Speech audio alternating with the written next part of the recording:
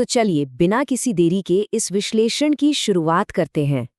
आज हम betting infrastructure के अंदर एक कैशियर या एजेंट के रूप में काम करने के पीछे के वित्तीय और तकनीकी तंत्र को डिकोड करने वाले हैं। बाहर से देखने पर यह पूरा सिस्टम काफी रहस्यमय लग सकता है ना, लेकिन आज हम इसके हर एक पुर्जे को खोलकर देखेंगे। हम बेसिक्स पर समय बर्बाद नहीं करेंगे, सीधा उन एडवांस्ड और कोर मैकेनिज्म्स पर फोकस करेंगे जो असल में इस पूरे ऑपरेशन को चलाते हैं।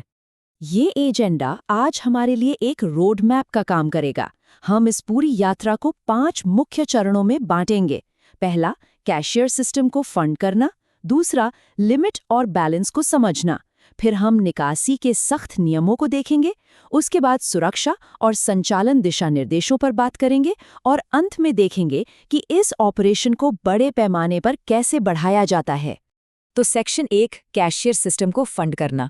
जाहिर सी बात है, किसी भी एजेंट को अपना काम शुरू करने के लिए सबसे पहले अपने सिस्टम में फंड डालना होता है, क्योंकि इसके बिना तो खिलाड़ियों के लेन देन को प्रोसेस कर पाना बिल्कुल असंभव है। अब यहाँ सबसे दिलचस्प आंकड़ा आता है, जो है 8%। ये कोई छोटी रकम नहीं है। एजेंट खिलाड़ियों द्वारा किए गए हर डिपॉजिट पर सीधे 8% का एक फिक्स्ड कमीशन कमाते हैं। सच कहूं तो यही वो सबसे बड़ा वित्तीय प्रोत्साहन है जो लोगों को इस जटिल सिस्टम में उतरने और इसमें महारत हासिल करने के लिए प्रेरित करता है। पूरा अर्थशास्त्र इसी 8% की नींव पर टिका है।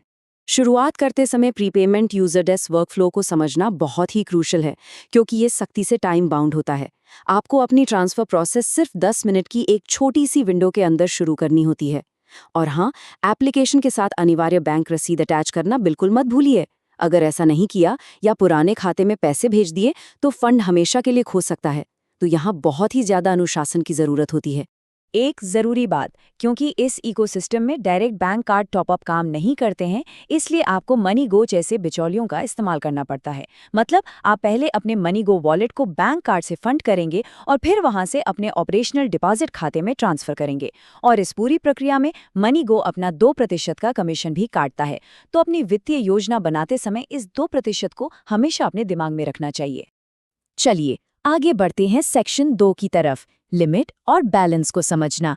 रोजमर्रा के ऑपरेशंस को स्मूथली चलाने के लिए इस सिस्टम के आंतरिक वित्तीय तंत्र को समझना सबसे जरूरी है। ईमानदारी से कहूं तो असली खेल यहीं से शुरू होता है। अब यहाँ एक बहुत ही बुनियादी लेकिन चुनौतीपूर्ण सवाल उठता है। अगर कोई खिलाड़ी कोई बड़ी रकम जीत जाए तो एक एजेंट उस विशाल पेआउट को कैसे मैनेज करता है? अक्सर नए लोग यहीं आकर फंस जाते हैं। लिक्विडिटी यानी नकदी बनाए रखना यहाँ सबसे बड़ी चुनौती है। इस पूरी उलझन को सुलझाने के लिए चलिए एक असली भौतिक कैश रजिस्टर की कल्पना करते हैं। इसमें जो बैलेंस है वो आपके पास मौजूद वो असली नकदी है जो खिलाड़ियों के डिपॉजिट से आई है। वहीं दूसरी तरफ लिमिट एक तरह की डिजिटल परमिशन स्लिप है जो आपको खिलाड़ियों के अकाउंट में पैसे डालने की इजाजत देती है। बैलेंस और लिमिट का ये तालमेल समझना बिल्कुल अनिवार्य है। तो ये दोनों मैट्रिक्स एक दूसरे के बिल्कुल विपरीत काम करते हैं। जब आप कोई डिपॉजिट एक्सेप्ट करते हैं तो आपका बैलेंस यानी असली पैसा बढ़ जाता है, जिससे आपकी आगे भुगतान करने की क्षमता बढ़ती है।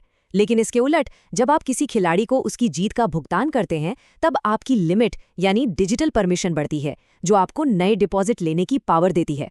मतलब एक का बढ़ना दूसरे का घटना है। इसे और अच्छे से समझने के लिए चलिए 100 लिमिट वाले एक उदाहरण पर नजर डालते हैं। मान लीजिए सुबह 10 बजे आपके पास 100 की लिमिट है और बैलेंस 0 है। 11 बजे पहले प्लेयर ने 50 जमा किए तो अब आपकी लिमिट घटकर 50 रह गई और बैलेंस 50 हो गया। 12 बजे दूसरे प्लेयर ने फिर 50 जमा किए, अब आपकी लिमिट हो गई 0 और बैलेंस बढ़कर 100 हो गया। फिर दोपहर 1 बजे पहला प्लेयर जीता और उसने 70 निकाल लिए, तो 2 बजे तक आपके पास 70 की लिमिट वापस आ गई और बैलेंस बचा 30। आपने देखा हर एक लेनदेन इन दोनों नंबरों को तुरंत कैसे बदल देता है। इस संतुलन को बनाए रखना ही इस पूरी प्रक्रिया की कला है। अब आते हैं सेक्शन 3 पर, निकासी के सख्त नियम। एक बार जब एजेंट अपना ये डिजिटल कैश रजिस्टर समझ लेता है तो उसे पेआउट्स को कंट्रोल करने वाले ऑटोमेटेड रूल्स से निपटना होता है। इस पूरे सिस्टम का एक बहुत ही कड़ा नियम है जिसे हम सुनहरा नियम भी कह सकते हैं। भुगतान केवल आपके पास मौजूद वर्तमान नकद बैलेंस के भीतर ही किया जा सकता है। इसका सीधा सा मतलब है कि जो पैसा आपके पास भौतिक रूप से है ही नहीं, आप उसका भुगतान नहीं कर सकते। इसलिए पे आउट देने के लिए एक स्वस्थ बैलेंस बनाए रखना बहुत ज़रूरी है और इसके लिए आपको लगातार नए डिपॉजिट्स एक्सेप्ट करने ही होंगे। ये एक नेवर एंडिंग साइकिल है। और यहाँ बैकएंड का एक बहुत ही शानदार ऑटोमेटेड सिक्योरिटी रूल काम करता है।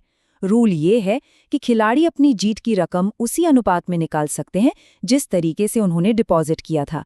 मान लीजिए किसी ने टोटल डिपॉजिट का 90% हिस्सा कैशियर 1 के जरिए डाला था, तो उसे अपनी जीत का 90% हिस्सा उसी कैशियर 1 से ही निकालना होगा।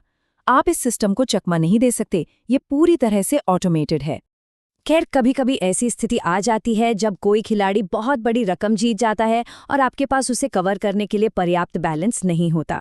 ऐसे में सिस्टम कुछ व्यावहारिक समाधान सुझाता है, जैसे आप खिलाड़ी से बात करके उसे किश्तों में भुगतान कर सकते हैं या फिर किसी दूसरे कैशियर की मदद से आंशिक भुगतान कर सकते हैं। एक और टिप, शुरुआत में बहुत बड़े और जोखिम भरे दाव एक्सेप्ट करने से बचना चाहिए और अपना बैलेंस बढ़ाने के लिए ज़्यादा से ज़्यादा डिपॉजिट्स पर फोकस करना चाहिए। आगे बढ़ते हैं सेक्शन 4 की ओर, सुरक्षा और संचालन दिशा निर्देश। इतने बड़े इंफ्रास्ट्रक्चर को लंबे समय तक सुरक्षित रखने के लिए कड़े सिक्योरिटी प्रोटोकॉल फॉलो करना बेहद ज़रूरी है। इनएक्टिविटी या निष्क्रियता को लेकर सिस्टम बहुत सख्त है।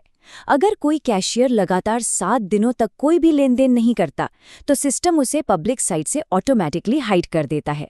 वो तब तक गायब रहेगा जब तक कि वो वापस आकर काम शुरू नहीं कर देता। इसका मकसद सिर्फ इतना है कि साइट पर केवल एक्टिव और काबिल एजेंट ही दिखाई दें। इसके अलावा अनऑथराइज्ड लोगों से बचने के लिए कुछ सख्त ऑपरेशनल सिक्योरिटी मेजर्स भी हैं, जैसे अपने स्क्रीनशॉट, रिपोर्ट या पासवर्ड कभी भी किसी के साथ शेयर न करें। अपने फ़ोन की होम स्क्रीन पर रेडी ऐप को बिल्कुल ना रखें और हो सके तो रेडी ऐप और कैशियर ऐप को अलग अलग डिवाइस पर इंस्टॉल करें। बेसिकली आपको अपने रीजन के सरकारी प्रतिबंधों के हिसाब से खुद को ढालना होगा और पूरी तरह से सेफ प्ले करना होगा। और अब हम पहुंच गए हैं अपने आखिरी सेक्शन पर, ऑपरेशन को बढ़ाना। चलिए देखते हैं कि जब आप एक सिंगल कैशियर के मैनेजमेंट से आगे बढ़कर पूरा नेटवर्क बनाने की दिशा में कदम बढ़ाते हैं, तब चीज़ें कैसे बदलती हैं। दूसरा कैशियर खोलते ही आपका पूरा वर्क फ्लो ही बदल जाता है। जहां कैशियर 1 में आपको ऑटोमेटिक फंड रिप्लेनिशमेंट यानी स्वतः पुनः पूर्ति का फायदा मिलता है, जो कि शुरुआत के लिए बढ़िया है, वहीं कैशियर 2 खोलते ही ये ऑटो सिस्टम हमेशा के लिए बंद हो जाता है। अब आपको काम के घंटों के दौरान मैन्युअली फंड मैनेज करना होता है और आपको एक डेडिकेटेड एडमिन पैनल दे दिया जाता है। ये आपको और ज़्यादा कंट्रोल देता है ताकि आप अलग अलग ब्रांच का परफॉर्मेंस खुद एनालाइज कर सकें। जैसे जैसे आप ग्रो करते हैं, आपको शानदार रिटेंशन टूल्स भी मिलते हैं। आप सिस्टम नंबरों को मास्क करके कॉल करने के लिए CRM सॉफ्टवेयर का यूज़ कर सकते हैं।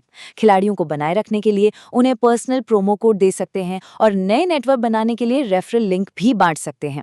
इसके अलावा प्रोफेशनल छद्म नामों का उपयोग करके व्हाट्सएप या टेलीग्राम पर सुरक्षित रूप से संवाद करना, ये सब दिखाता है कि इस लेवल पर आकर आपका ऑपरेशन कितना ज़्यादा प्रोफेशनल और व्यवस्थित हो जाता है। तो अंत में एक सवाल, इस पूरे इकोसिस्टम में एक कामयाब और बड़े पैमाने के कैशियर ऑपरेशन की असल परिभाषा क्या है?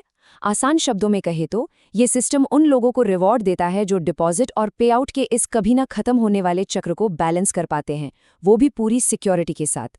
जो इस बैलेंस और लिमिट के खेल को समझ गया, वही यहाँ एक मजबूत व्यवसाय बना पाता है। तो क्या ये पूरी जटिलता आपको ये सोचने पर मजबूर नहीं करती कि डिजिटल युग में इन वित्तीय बिचौलियों की भूमिका कितनी तेजी से बदल रही है? खैर, आज के इस एक्सप्लेनर को हम यहीं खत्म करते हैं।